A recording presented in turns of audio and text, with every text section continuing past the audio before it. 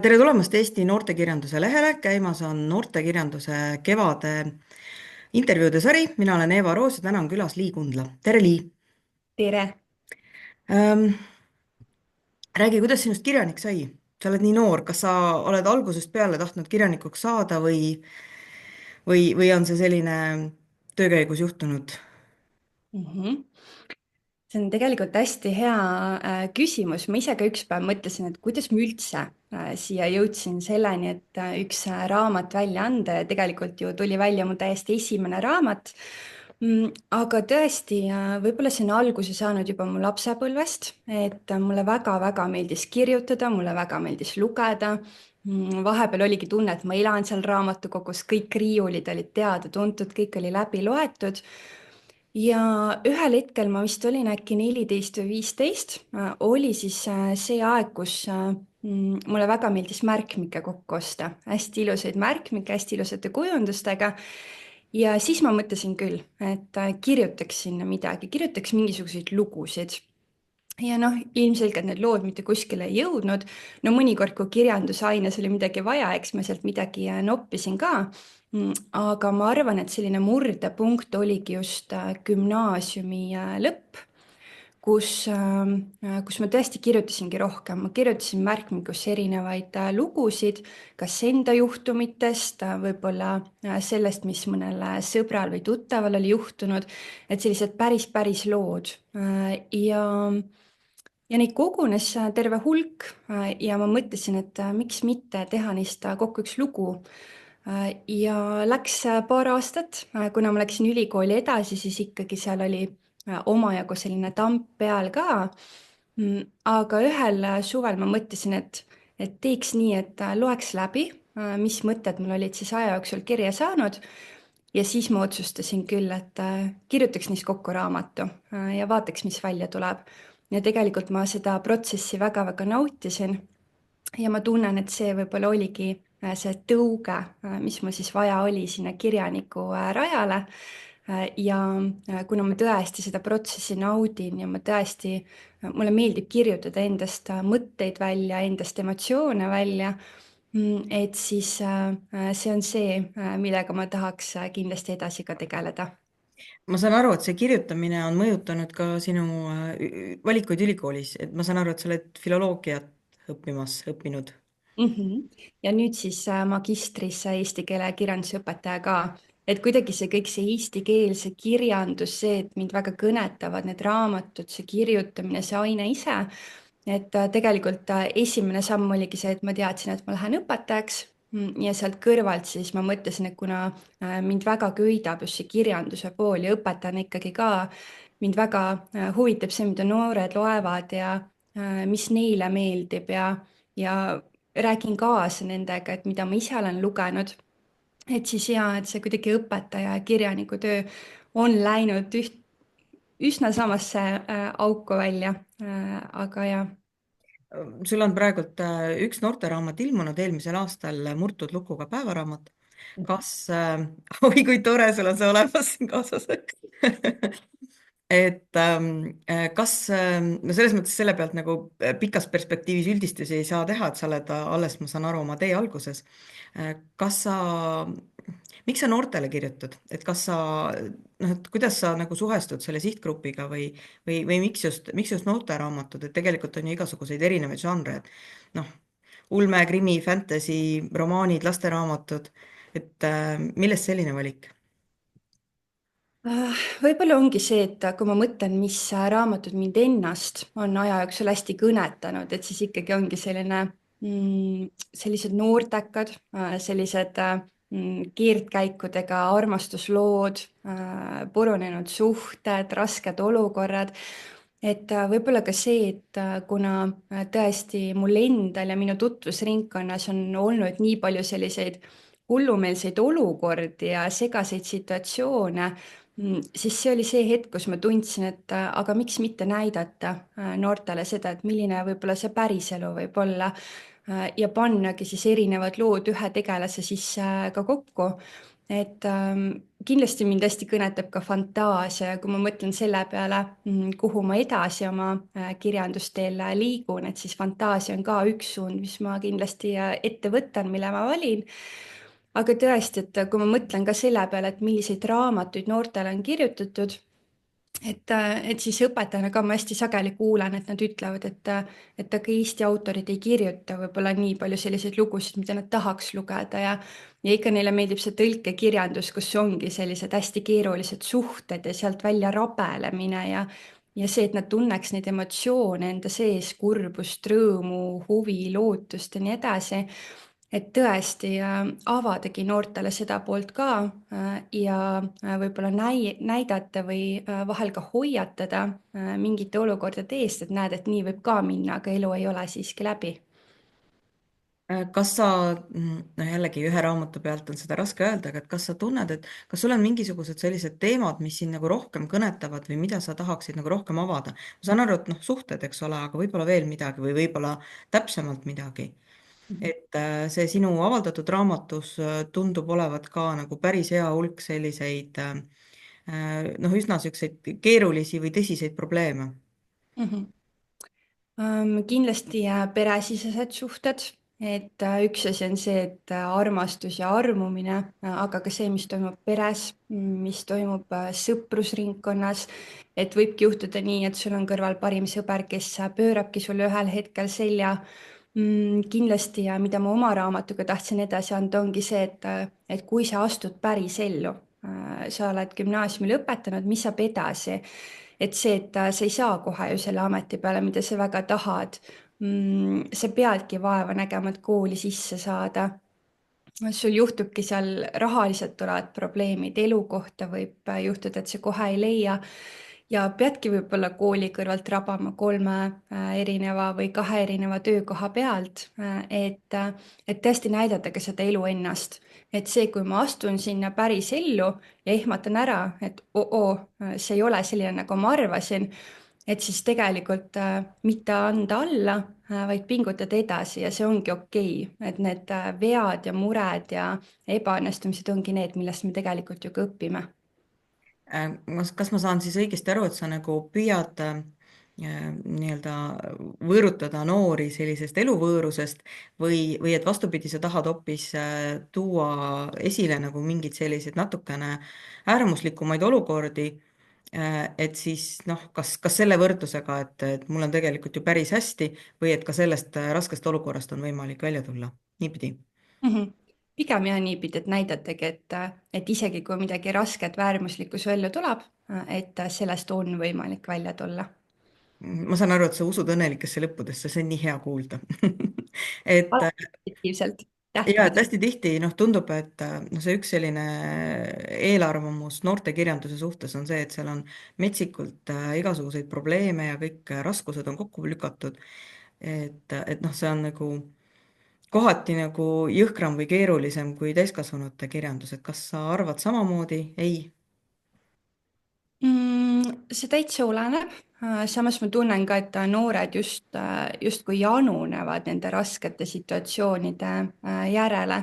aga minu arvates ongi hästi tähtis, et tõesti, kui sa surud neid raskeid asju sinna ühte teosesse kokku, et ikkagi sa tekitad neid hetki, kus on hästi ülevoolav rõõm või selline õnnetunne või selline elevus et sa ikkagi põimid neid omavahel neid erinevaid emotsioone kokku, et et tasakaal püsiks. surub kõike, just.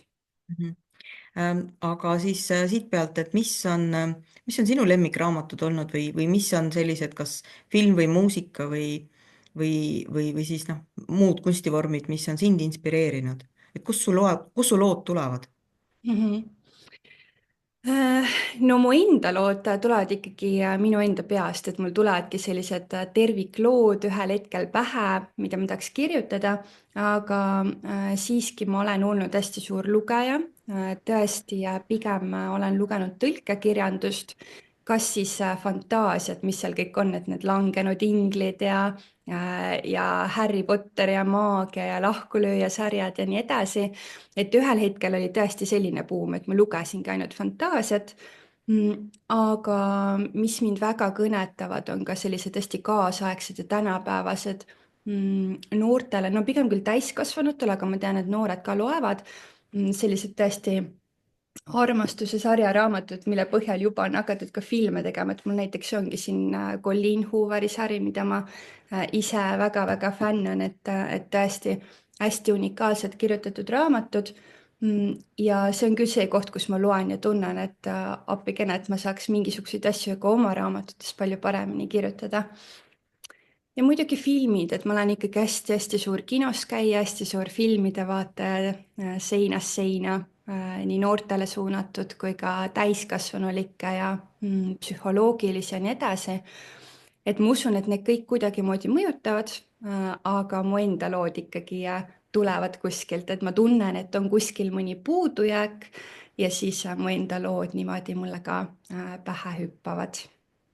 Oskad sa öelda, mis on hea loo komponendid või et mis ühes heas loos peab olema?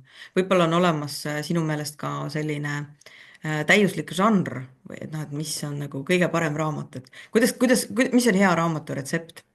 ütleme Mhm. niiviisi. No minu jaoks kindlasti see, et ei näita ainult neid tegevusi, mis toimuvad, vaid ka see sisekõne, mis on tegelase sees, et mida ta mõtleb, kuhu ta need mõtted liiguvad, et need ju käivad seinast seina, lähevad positiivse ja negatiivse poole peale. Et see, et autor oskaks edasi anda ka seda, mis toimub selle peategelase sees ja peas, lisaks siis nendele tegevustele, mida seal kõik ette kantakse. Minu jaoks kindlasti sellised sügavad suhted, et kus võibki minna midagi metsa, võibki olla kõik väga-väga hästi, aga see, et neid suhteid on hästi osavalt kirjeldatud ja edasi antud ja nii, et püsiks ka see realistlikkus, et ei ole nii, et me jätame kõik asjad rääkimata või vastupidi, et võib-olla paisutame liialt üle, et leida see tasakaal, kuidas näidatagi ennast ja neid suhteid teiste inimestega. Ja kindlasti võib-olla kirjeldused ka, et kui ongi sellised igavamad kohad, kus tegelane kuhugi liigub, et kuidas neid kirjeldusi, neid hetki on edasi antud võimalikult veenvalt, et ei tekiks seda, et keriks paar lehekülge edasi, vaid ikkagi jääks sinna raamatu sisse. Ja tõesti, hea raamat on selline raamat, mille ma loengi peaaegu et ühe päevaga läbi, et on raske käest ära panna. nii-öelda see ühe ampsu raamat. Mhm. Ähm, mis sulle nagu selle sinu enda kirjutamisprotsessi juures on tulnud üllatuseks või olnud selline kas ootamatult keeruline või ootamatult lihtne? Mhm. No kõige suurem üllatus oli see, et no ikkagi olen ju aja jooksul kohtunud erinevate kirjanikega, kas siis koolis, endal töö juures, et väga paljud räägivad, et nad lihtsalt kirjutavad, et nad istuvad ja siis kõik see mõte voolab ja nad panevad kõik kirja. Mina sain aru, et mina olen planeerija, ehk siis ma teengi endale reaalselt plakatid seintele, mul tuleb kogu loo mõte pähe ja ma pean eelnevalt paika panema, mis on need põhilised need tegevused või juhtumid mu teoses. Ma pean enda jaoks läbi mõtlema, et milline on see tegelane, kes selle põhilise rolli siis mu teoses ka saab. Ja kindlasti see nimede otsimine, et mina arvasin küll, et panen suvalised nimed sinna raamatusse sisse, aga eriti raske on siis, kui sa tahad midagi oma elust sinna raamatusse sisse tuua. Et siis juhtus paratamatult seda, et ma panin päris nimesid sinna sisse ja päris kohti ja et pärast need üles leida ja asendada. Et nüüd ma olen tõesti natuke targem, et ma planeeringi oma raamatu ette. Panengi, mul on sellised, ma saan näidata ka, et mul on sellised plakatid seintele tehtud, kuhu ma siis panengi märksõnad, kuidas ja mida ja kust edasi. Ja võib-olla, mis on veel raske, et esimese raamatu puhul kindlasti see, et mul oli visioon hästi selge.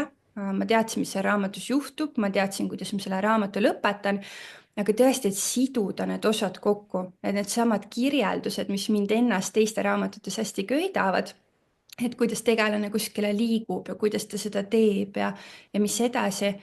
et samas seda on nagu tohutult keeruline kirjutada, et tahaks kohe mingi dialoogi juurde hüpata või mingi uue situatsiooni juurde hüpata, aga sinna on vaja see siduvus ka ikkagi juurde panna. Kas sulle tundub, ma olen siin lugenud lapsele nii-öelda oma klassikuid ette, et mul oli Mark Twain tuleb pähe, mis oli nagu eriline hea näide, et väga hea kirjanik, aga ma mõtlesin, et tänapäeval ta ei saaks avaldatud mitte mingi sendi eest ka, sest et temal on just see, noh, see tekst on juba nagu kuidagi teistmoodi kirjutatud ja tundub nagu, et aeg väga mõjutab seda formaati, kuidas kirjutada tuleb.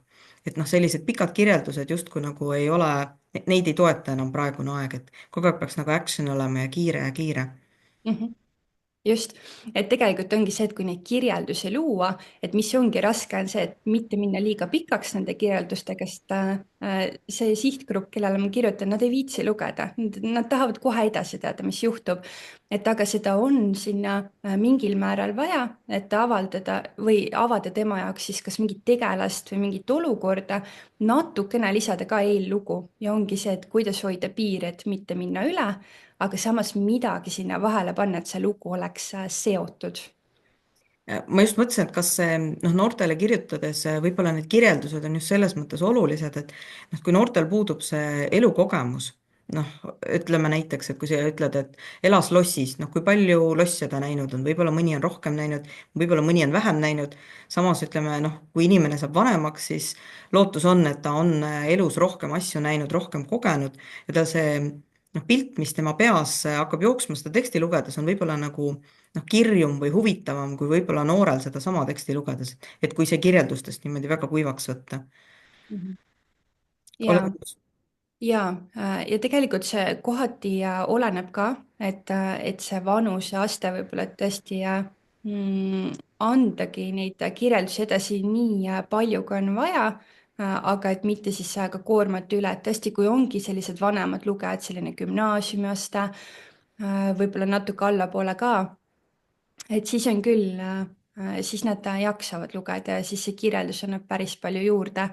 Aga kui on täitsa pisikesed, et siis tõesti, et näidata seda maailma, avada mingisuguseid hetki, mingisuguseid, kas või ongi see, et kirjeldada, milline see loss on, eks ju, et kui tal seda pilti endal silme ees ei ole, et aga teha seda siis lihtsalt võimalikult veenvalt, et haakida ta ikkagi selle teksti külge kinni ka.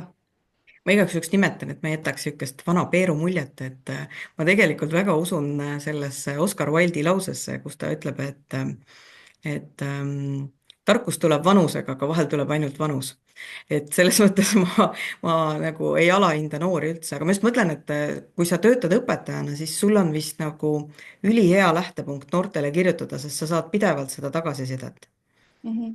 ja, ja õpetajana, mida ma olen ka teinud, et tõesti, kui ma midagi kirjutan, et mul ongi praegu käsil ka uus raamat, uus mõte on küpsemas, et siis ongi neid hetki, kus ma saan võtta ja lugeda õpilastele ette ja kas siis oma raamatust või ka mujalt, eks ole, tegelikult need avatud vestlused, et ma tean, mis neid kõnetab.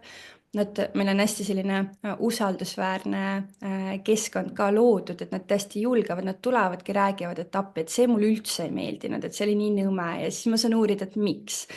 et tõesti ja mul on erinevad vanuseastmed ja neilt seda tagasisidet ja sisendit, et mida nemad tahavad ja mida nad tajuvad ja mis neile meeldib, mis ei meeldi. et tõesti see amet toetab päris tugevalt ka enda kirjanikuks olemist. Kuidas sa ise tagasisidet talud, selles mõttes, et see on kirjanikule alati hästi valus, et noh, väga tore on, kui kõigile su asjad meeldivad, aga alati on maailmas keegi, kes ütleb, et see on jama ja palun murra oma pliiats pooleks ja müü oma laptop maha, ära rohkem kirjuta. et kuidas sul selle tagasisidega oma tekstidel on? noored Mhm. on vist üsna ka selles mõttes vahetud, et nad võivad olla ka tõenäoliselt nagu julmad, mitte selles mõttes, et nad oleksid julmad, vaid lihtsalt selles mõttes, et neil on vähem filtreid, kui on vanemas eas. Mhm. no alguses, kui ma oma raamatu siis lõpuks välja lasin ja see poelettidele jõudis, siis oli küll niisugune periood, kus ma mõtlesin, et appi, mida ma tegin, et miks ma selle välja lasin ja ma olin hästi-hästi enesekriitiline ja siis ma ei lugenud ega uurinud midagi, ma ei reklaaminud oma raamatut väga ka. ja ühel hetkel ma sain aru, et aga see on minu lugu, mina kirjutasin selle loo ma tean, et osasid see kõnetab, kõiki see kõnetada ei saagi. et pigem ma seda kriitikat küll loen mõnikord, et ma olen vaadanud ka, et blogides on raamatut ikkagi ka arvustatud, et loen, et mis mõtteid need välja toovad ja ma pigem võib-olla kas lihtsalt kuulan ära või siis mõtlen, et mida ma saaks teinekord ise paremini teha. aga ma ei lase niivõrd kõvasti mõjutada, et ikkagi see on minu lugu, minu peast tulnud ja ei saagi olla nii, et see kõigile meeldib. ma mõtlen, et tihti see raamatu avaldamine võib selline pikem protsess olla, et kas sul ei ole nii, et minul näiteks on oma raamatutega niimoodi, et ma viimast raamatut veel mäletan, et ma kirjutasin, aga need, mis on enne seda, mul on selline tunne, et see, ma ei tea, kes selle kirjutas nagu, et minu nimi on küll peal, aga et noh, ta nagu kuidagi kaob mu meelest ära, ta ei ole enam nagu minu lugu ja ta hakkab täiesti oma elu elama. Et Mhm. kuidas sul on, sinu raamatud on ikka sinu omad? Nii ja naast, ma mõtlengi, et kui ma selle esimese raamatu kirjutasin, et tegelikult ju see valmis sai juba üsna ammu, et siis hakkaski see ülejäänud protsess, et leida kirjastaja ja nii edasi. Aga see raamat justkui oli selline, et ma tahtsin kõik enda seest välja kirjutada ja ega ma seda uuesti ise väga lugenud ei ole. et ühe korra ma võtsin küll ette ja proovisin paar lehekülge läbi lugeda, vaatasin, et kuidas ma siis kirjutasin. No selline isegi uhke tunne tekkis küll, aga ma ei saanud aru, et see on nagu minu kirjutatud, et tõesti, see raamat sai valmis, see on mu riiulis, seal on mu nimi peal, aga see oli justkui lugu, mille ma kirjutasin välja ja tõesti, raamat elab nüüd oma elu. et ma just mõtlen, et see on hästi tihti selline asi, et kui ma ise kirjutan, siis mul on aeg-ajalt see, mis mind nagu tagasi hoiab, on see mõte, et inimene loeb mu teksti ja nii-öelda annab mulle selle kaudu diagnoosi. noh, põhimõtteliselt, aga teisest küljest on jällegi niimoodi, et noh, see on alati minu tekst ja see on alati minu mõte, aga ühel hetkel nii-öelda kirjandus võidab, et ma pean ikkagi ju lõpuks vaatama seda, et see lugu oleks tervik ja see lugu töötaks loona. Et noh, ta ei ole enam nagu isiklik, ta ei ole ju noh, põhimõtteliselt nii väga, et sa pead teda nagu umbisikustama, eks ole. et sul on Mhm. seesama kogemus. ja, ja. Et ma just mõtlen, et kas see on näiteks mingi selline nõuanne, mida võiks anda noortele inimestele, kes tahaksid kirjutada. et ma saan aru, et hästi noh, päris alguses see tagasiside koht on nagu hästi oluline või väga nagu hirmus.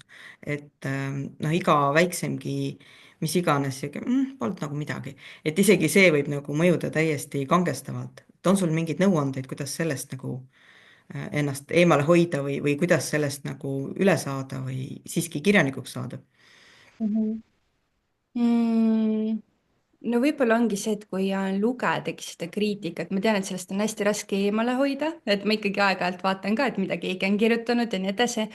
aga et kui lugedagi seda kriitikat, et siis võtta arvesse ka neid positiivseid asju, mida välja tuuakse, et mitte ainult keskenduda võib-olla sellele negatiivsele ja mõeldagi, et see kirjutamine ongi selline üsna suur protsess, see ongi hästi aeganõudev ja see, et sa võib-olla tõesti tunned uhkust enda üle, saad justkui hästi-hästi heaks, et see ongi pikk teekond ja esimese raamatuga ei saagi kohe 10-sse panna. et kui ma mõtlen enda raamatu peale ka, et siis ma oleks võinud nii palju asju teistmoodi teha ja kirjutada, et aga see ongi see, kus sa alles õpid, see on protsess, sa alles õpid, sa oled teel sinna, kuhu sa tahad jõuda ja kindlasti ma soovitan olla hästi julge ja kirjutada edasi ja mitte jätta pooleli, et iga mõte on väärtuslik ja noored janunevad heade raamatute järele. et mitte lasta ära hirmutada ennast siis kas sellest tagasisidest või sellest protsessi suurusest. see on väga ilus mõte, ma arvan, et sellega me võimegi täna lõpetada. suur tänu sulle, Aitäh, nägemist! head aega!